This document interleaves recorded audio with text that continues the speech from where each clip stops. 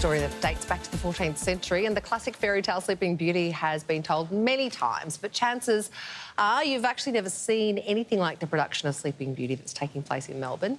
Melbourne reporter Nat Hunter is getting a close look at the stars of the Sleeping Beauty opera and is with us now. Good morning, Nat. Hey, Nat.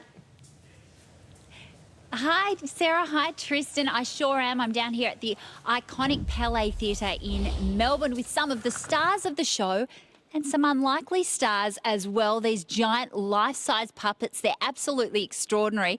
And it's exciting because this is the Victorian Opera's first production after 12 months of not being on stage with everything that's been going on in the world. So very exciting to have them back and perfectly fitting timing because when this opera was written back in 1921, it was done so to sort of lift the spirits of everybody who was emerging from World War I and the Spanish flu. So we're coming out of lockdown here in Melbourne. Perfect timing. Opening night was last night and it is full steam ahead.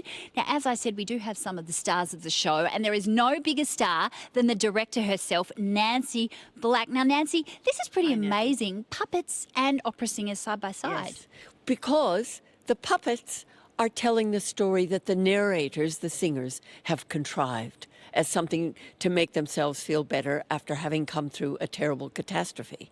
And it's a very moving story about loss, grief, resilience, hope, and recovery.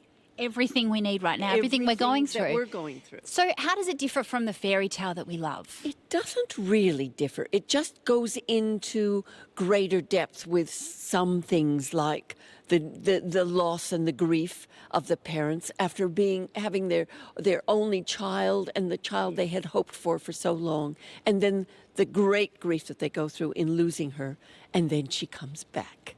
And they've all, the community has tried to avert this disaster, and they fail. Wow. And they have to go into lockdown. Fancy that, lockdown. That's a word we know.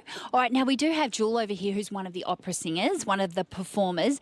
Now, hi there, Jewel. What's it like performing alongside puppets? Oh, it's wonderful because, you know, as an opera singer, you spend many years perfecting singing and acting. But with these puppeteers, we get to experience a whole new skill set and learn from them. It's a beautiful collaborative atmosphere, and these guys just bring this wonderful comic, collaborative energy to the show. So, yeah, it's been great. Thank you, Nat. The puppets are amazing. Now, this is the Green Fairy, and you actually do the voice, don't you? I do voice this lovely character here. She's wonderful. She's kind of the Maleficent of the show, a bit of Harley Quinn, a bit of sort of female Joker. And whilst I would usually sort of use my own physicality and my own voice to bring a witch to life, I really have to look at this person here and think, what would she sound like? How does she act? And yeah, she's very narcissistic. It's all about her, and she sets off chaos and really is a catalyst for everything that unravels in the story from there on.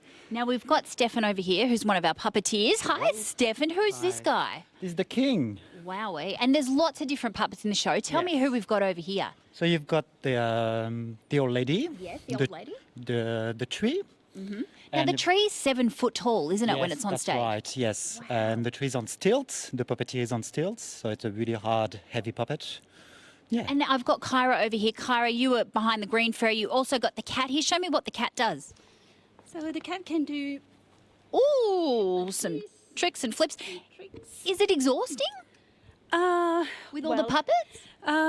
This one is a little bit exhausting because it runs around quite a lot and jumps, and the others are exhausting as well because they you have to hold them, you know. So, but this one's quite it's quite easy to manipulate, and it's a lot of fun. All right, now I've got Nancy for one quick question before we go. Nancy, what makes this the perfect first opera for people to see? Oh, it's a wonderful opera. It's very... There's all your little friends there. It's very accessible. It's funny. It's very moving. It's short.